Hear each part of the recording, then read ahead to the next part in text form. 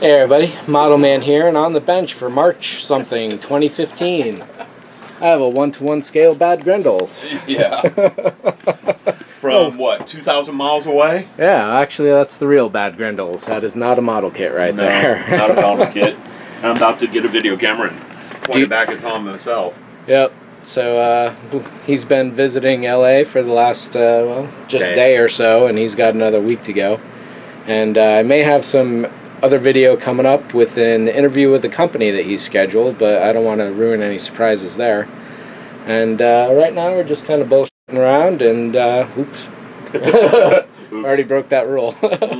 Just kind of talking around, and let's record the cameras and see if there's anything worth editing out of this after. Right. Hey everybody, Painter Tom here. A little more work on the oil painting has been going on. This is probably 15-20 hours so far, and there's probably as much more to go at this point. In a lot of oil painting, it's pushing things around until they're really in place, and there's still a lot of pushing around to do on this one. Some of the depth is pretty good here and there. Like that's fairly deep or deep appearing, but a lot of it flattens out in there, so that's got to be pushed. Got to blend the sand into the mountain base all over the place, raise the ground level back there just a little, put this bush back in, throw some shadows on the ground to help blend it in, and more details, just lots of little things all over the place. I don't even know if the sky can be really said to be done right now. But it's a fun process, and it's been good to get back into this overall. I have realized that I do miss oil painting a lot. It's very relaxing and a good way to spend a little time. Yeah, to some degree I feel like there's no point in showing any of this before it's done, simply because so much winds up changing. I haven't really been taking any photos as I've gone. However, if I did, it would be significantly different. Well, let's see if I can dig some up, maybe from my phone, and paste them in here now.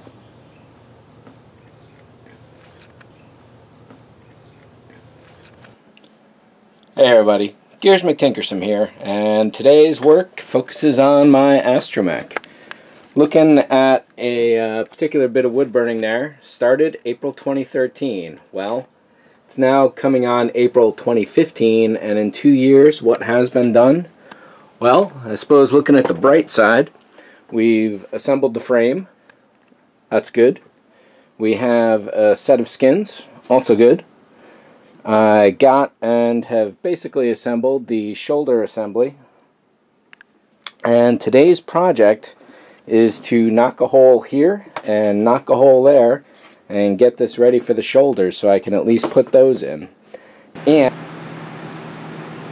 I can now say goodbye to this and hello this. And just as the difference between day and night, so too the difference between the cardboard prototype and this new wood paneling one. It's mostly held together with screws going into 1x1 and 1x2 brackets on the bottom. The last session to get these guys held in at the angle was a lot of staple gunning. And essentially what I did there was to staple gun the top here first so it had some wiggle room, and then I essentially just held this piece in place, and that was it. The whole project so far probably has taken about 7 or 8 hours actually. I was kind of surprised to some degree, but I suppose I shouldn't be. And here are a few YouTube channels that might interest you. As always, the Scale Model Addict. Scott Gervan brings you his own work, and the Scale Model Addict Forum and Scale Model Addict Magazine. Dr. Faust's The Painting Clinic. Check out Tony for miniatures and model painting. What time is it? It's Cranky time. With his lab rat Ori assistant Igor, Dr. Cranky brings you the best in rats, rods, and rust. Steve Neal's Garage with Rosie the Wonder Dog, Mary, and Xena, featuring feature film props, restorations, and scale model artistry. Scott Alexander of Atomic City Models, specializing in 2001: A Space Odyssey model recreations and a few other notable genre pieces as well. Braddock 001.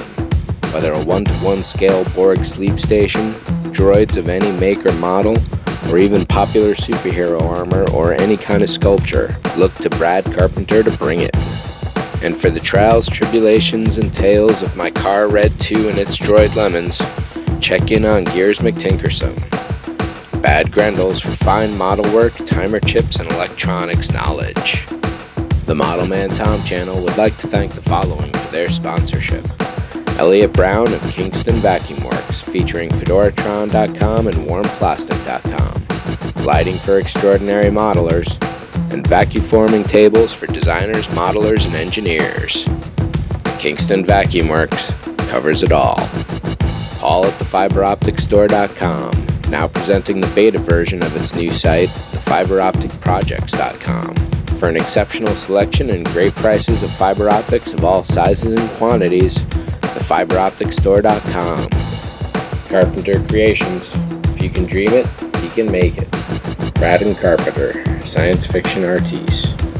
From full-scale Borg cubicles or droid displays of all kinds. Carpenter Creations. Steve Neal's Garage. Props and models for motion picture and discerning collectors, as well as prosthetic makeup and CG. Contact Steve through stevenealsgarage.com. Model reviews from Round 2 Models, AMT, MPC, Polar Lights, and Lindbergh. Scale Model Addict Magazine. Issue 3 now available. Issue number 4 is in the works. The Orbital Defense Engineering Commission, a 2001: A Space Odyssey specific forum for scale model kits, reviews, news, and discussion. Odec.proboards.com. More than just talk, hobbytalk.com, a forum for every hobby. And for the finest reference collection of feature film studio props and miniatures and models, modelers, miniatures, and magic at modelermagic.com.